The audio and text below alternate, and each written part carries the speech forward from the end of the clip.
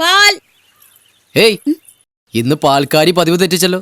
ഞങ്ങളുടെ ബ്രേക്ക്ഫാസ്റ്റ് കഴിഞ്ഞിട്ട് 1 മണിക്കൂറായി. ഇന്ന് എന്ത് പറ്റി? ഉറങ്ങിപ്പോയോ? അതേ നിലാവ്. എന്താ പറഞ്ഞ? ഞാൻ കണ്ടു. എന്ത് നിലാവ്? നിലാവോ? ആ, താൻ നിലാവ് നോക്കി നിക്കണത്. ഞാനത് മനസ്സിലതങ്ങനെ കണ്ടൂന്നേ. മനസ്സിലങ്ങനെ പലതും തോന്നും. ഓ, ചൂടാവല്ലടോ. ഈ പ്രായത്തിലുള്ള എല്ലാ പെൺകുട്ടികൾക്കും തോന്നണത് തന്നെ അതൊക്കെ. മാഷ് വെറുതെ അതും ഇതും പറഞ്ഞ് ഞാനിപ്പോ അതെ. മാഷ് അടുത്ത മാസം കൂടി ഇവിടെ ഉണ്ടാവോ? ഉണ്ടെങ്കി ആ മാസത്തെ അഡ്വാൻസ് കൂടി തരുവോ? എന്തിനാ? പിണ്ണാക്ക് തീർന്നു. പശുവിന് പിണ്ണാക്ക് വാങ്ങണം. അയ്യേ, പ്രേമം പിണ്ണാക്കിൽ കൂട്ടിക്കുഴയ്ക്കരുത് കുട്ടി.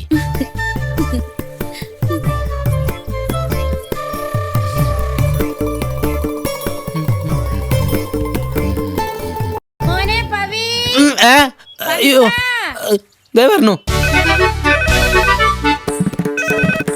Hello, director Kottayam Gopalan speaking. പവിത്രനായിരുന്നോ? അല്ല മോനെ, എന്നതായി കാര്യങ്ങളൊക്കെ? ഗോപാലേട്ടൻ ധൈര്യമായിട്ടിരിക്കെ. ഇന്നേക്ക് 15-ാം ദിവസം ഞാൻ നാടകം ഗോപാലേട്ടന്റെ കയ്യിൽ തരും. മതി, അത് മതിയെന്നേ. വേവോളം നിക്കാന്നുണ്ടെങ്കിൽ പിന്നെ 6ഓളം നിക്കാനാ പാട്. പിന്നെ വായയിൽ ഒതുങ്ങാത്ത ഒരു 4 ഡയലോഗ് ആ വീരഭാസന് കൊടുക്കണം കേട്ടോ, അല്ലെങ്കിൽ നിന്നെ അയാൾ കൊല്ലൂന്ന്. ഓ, അങ്ങേർക്ക് നല്ല വേഷം തന്നെ. ധൈര്യമായിട്ടിരിക്കാൻ പറ. പിന്നെ ഗോപാലേട്ടാ, എത്ര രൂപ അഡ്വാൻസ് കൊടുത്തിട്ടാണെങ്കിലും നമുക്ക് നല്ലൊരു പെൺകുട്ടി വേണം. നന്നായിട്ട് അഭിനയിക്കുന്നൊരു നടി. നമ്മുടെ നാടകത്തിലൂടെ ഒരുപാട് പറയാനുണ്ട് അവൾക്ക്. അതൊക്കെ നീ എനിക്ക് വിട്ടേരെ. സംഘചേതനയിലെ സംഗീതമുണ്ട്, പൊന്നാനി സിദ്ധാർത്ഥയിലെ പൊന്നമ്മയുണ്ട്, പിന്നെ ഓച്ചിറ നിളയിലെ നളിനിയുണ്ട്. ഓ, സ്ഥിരം നടികളൊന്നും വേണ്ട. ഒരു 20 വയസ്സിൽ താഴെയുള്ള ഒരു ശാലീന സുന്ദരിയെ ഗോപാലേട്ടൻ കണ്ടെത്തിയാൽ മാത്രമേ കളിക്കാൻ പറ്റൂ. കിട്ടി കിട്ടി. വയസ്സത്തിന് കൂടിയാൽ എന്നാന്നേ, നമുക്ക് ആ കായംകുളം കലാക്ഷേത്രത്തിലെ കാർത്തു കറക്റ്റാ. കറക്റ്റ്. എന്റെ പൊന്നു ഗോപാലേട്ട, നമ്മൾ വീരഭാസന്റെ ജോഡിയല്ല അന്വേഷിക്കുന്നത്. ആ പഴയ ലിസ്റ്റൊക്കെ ഒന്ന് കീറി കളഞ്ഞിട്ട് പുതിയ നായിക അന്വേഷിക്കാൻ നോക്ക്. പിന്നെ ഞാൻ പുതിയ കുട്ടിയെ തപ്പി ഇറങ്ങാൻ പോവല്ലേ. കുന്നങ്ങളും സരിഗമല സരസു ഇപ്പോഴും പാവാടിയും ബ്ലൗസ് ഇട്ടേച്ചു വന്ന വയസ്സ് 16. പിന്നെ എന്നാ മേക്കപ്പ് പരുക്കനിടുന്ന പോലെ ഇടേണ്ടി വരും. അത് ആലോചിക്കുമ്പോഴാ.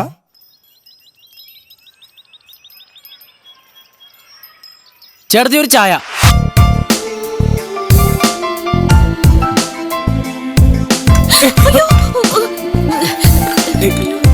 സാരമില്ല, കുഴപ്പമില്ല.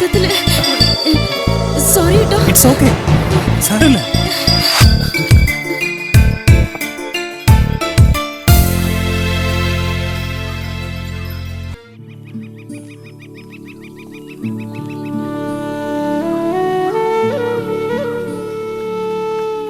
അതെ, ഒന്നിന്നെ. എടോ, തനിക്ക് ഏറ്റവും സന്തോഷമുള്ളൊരു വാർത്ത ഞാൻ പറയാൻ പോവാ. പ്ലീസ്, ഞാനിപ്പോ ഒന്നും കേൾക്കാനുള്ള മൂഡിലല്ല. എന്ന് വെച്ചാൽ എനിക്ക് പറയാനുള്ള കാര്യങ്ങൾ പറയാതിരിക്കാൻ പറ്റുമോ? ഞാനിങ്ങനെ പത്മാസനത്തിലിരുന്ന് ധ്യാനിക്കുമ്പോൾ പെട്ടെന്നൊരു ഉൾവിളി ഉണ്ടായി. അതപ്പോ തന്നെ ഓടി വന്ന് തന്നോട് പറയാന്ന് വിചാരിച്ചു. പറയട്ടെ. ദേ, ഇതുവരെ തന്നെ കുറിച്ച് ഞാൻ പറഞ്ഞിട്ടുള്ള കാര്യങ്ങളൊക്കെ ശരിയായിട്ടില്ലേ? നിക്ക്. തന്നെ കുറിച്ച് ഞാനൊരു മെഗാ പ്രഡിക്ഷൻ നടത്താൻ പോവാ. താൻ രക്ഷപ്പെടാൻ പോകുന്നു. തന്റെ എല്ലാ പ്രശ്നങ്ങളും തീരാൻ പോകുന്നു. തന്റെ ജീവിതത്തിലേക്ക് ഒരു രാജകുമാരൻ, അല്ല, ഒരു രാജയോഗം, അതാണ് കവി ഉദ്ദേശിച്ചത്. ഒരു രാജയോഗം വരാൻ പോകുന്നു. ഇതൊക്കെ കേട്ടിട്ടും തനിക്ക് എന്താണ് ഒരു സന്തോഷമില്ലാത്ത? എല്ലാ കടങ്ങളും വീട്ടി ആളുകളുടെ ചീത്തയും പരിഹാസവും ഒന്നും കേൾക്കാതെ ഒരു ദിവസമെങ്കിലും ഈ നാട്ടിലൂടെ ഒന്ന് നടക്കാൻ കഴിയണേന്നാണ് എന്റെ ഏറ്റവും വലിയ ആഗ്രഹം. പക്ഷേ അതൊന്നും ഈ ജന്മത്തിൽ നടക്കുമെന്ന് തോന്നണില്ല മാഷെ. അത്രയ്ക്കുണ്ട് പ്രശ്നങ്ങള്. കുറെ വീട്ടാ കടങ്ങളുമായി നാട്ടുകാരുടെ ആട്ടും തുപ്പുമേറ്റ് ഞങ്ങൾ ഇങ്ങനെയൊക്കെ അങ്ങ് ജീവിച്ചോളാം. വെറുതെ നടക്കാത്ത കാര്യങ്ങൾ പറഞ്ഞ് മാഷിന്റെ ദിവ്യശക്തി കളയണ്ട.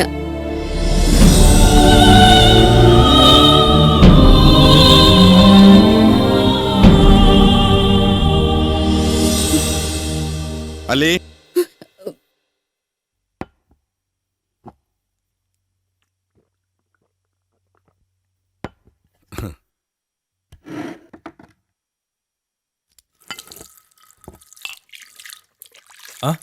Come on, just a snap. പറയുന്നത് കേക്ക്. ഏയ്, എന്ത്?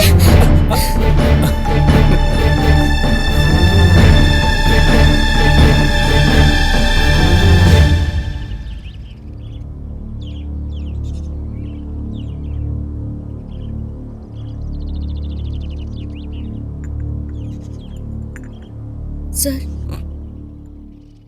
ഉം. അത് എനിക്ക് പണം വേണമായിരിക്കും അല്ലേ? സർ, അത് വീടിന്റെ എനിക്കറിയില്ല സർ.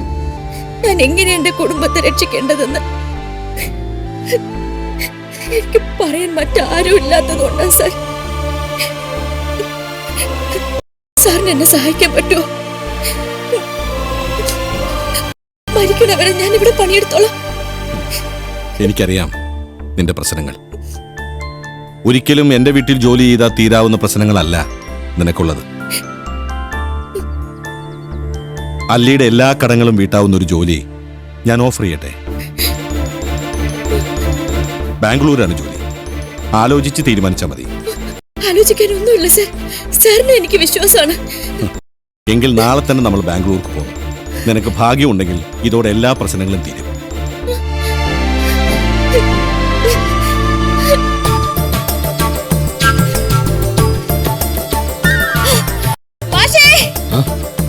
മാഷ് പറഞ്ഞത് സത്യായി. മാഷിന്റെ നാമം പൊന്നാകട്ടെ. ഞാൻ രക്ഷപ്പെടാൻ പോവാ. എങ്ങനെ? എന്റെ എല്ലാ പ്രശ്നങ്ങളും തീരാൻ പോവാ. ഒന്നേ ചോദിക്കട്ടെ. അതൊക്കെ പിന്നെ പറയാം. അത് കാര്യം പറഞ്ഞിട്ട് പോവാ. വീട്ടിൽ ചെന്നിട്ട് കുറെ ജോലിയുള്ളതാ. രക്ഷപ്പെടേ? അതും എന്നോട് ചോദിക്കാതെ? ഈ നിർണായക സന്ദർഭത്തിൽ നായികയുടെ രക്ഷപ്പെടൽ എങ്ങനെയായിരിക്കും? നിങ്ങളുടെയൊക്കെ സജഷൻസ് ഞാൻ അംഗീകരിക്കുന്നില്ല എന്നല്ലേ നിങ്ങളുടെ പരാതി. ഇനി ആ പരാതി വേണ്ട. നിങ്ങൾ ഓരോരുത്തർക്കും അവരവരുടെ അഭിപ്രായങ്ങൾ പറയാം. നായികയ്ക്ക് കഥാപ്രസംഗം അറിയോ? അറിയുമെങ്കിൽ 1 മിനിറ്റ്, പേടിക്കണ്ട. അവൾ കാർത്തികയാണെങ്കിൽ തമിഴ്നാട് സർക്കാരിനോട് ഞാൻ ശുപാർശ ചെയ്ത് കലൈമാമണി പട്ടം വാങ്ങിച്ചു കൊടുക്കാം. 1986 ഞാൻ അവതരിപ്പിച്ച ആരാന്റെ പൊണ്ണൻ നമ്മ സീത എന്ന കഥയിലെ എന്റെ നായികയ്ക്ക് ടൺ കണക്കിന് ഫൺ എന്ന മാറാരോഗം പിടിപെട്ടപ്പോൾ എന്റെ പൊന്നാരളിയ അവൾക്ക് കഥാപ്രസംഗം.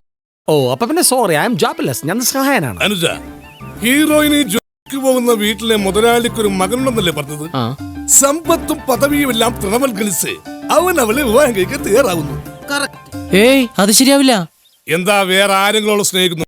വേറെ ആരും അവളെ സ്നേഹിക്കുന്നില്ല. പക്ഷെ ഒന്നും ശരിയാവില്ല. അവള് വിവാഹം കഴിക്കാനുള്ള യോഗ്യതയൊന്നും അവനില്ല.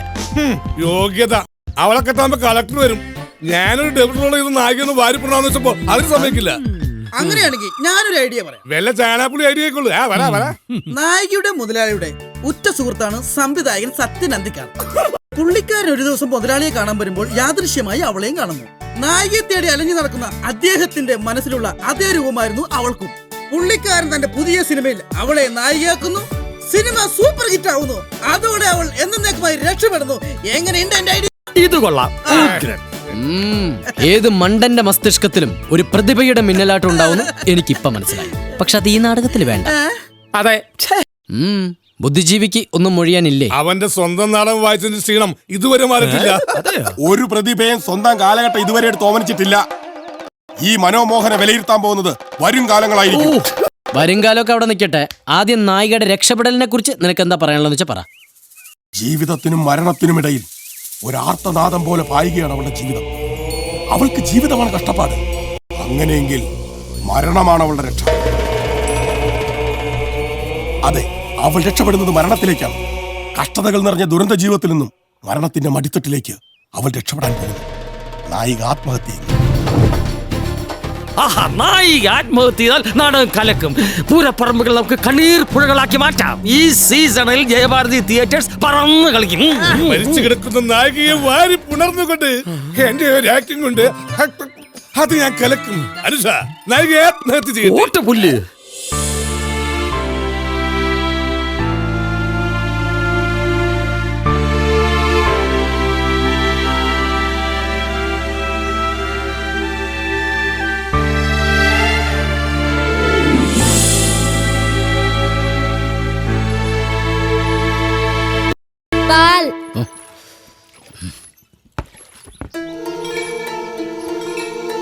ഇന്നത്തെ മോള് ചേച്ചി ചേച്ചി ബാംഗ്ലൂർക്ക് പോയി.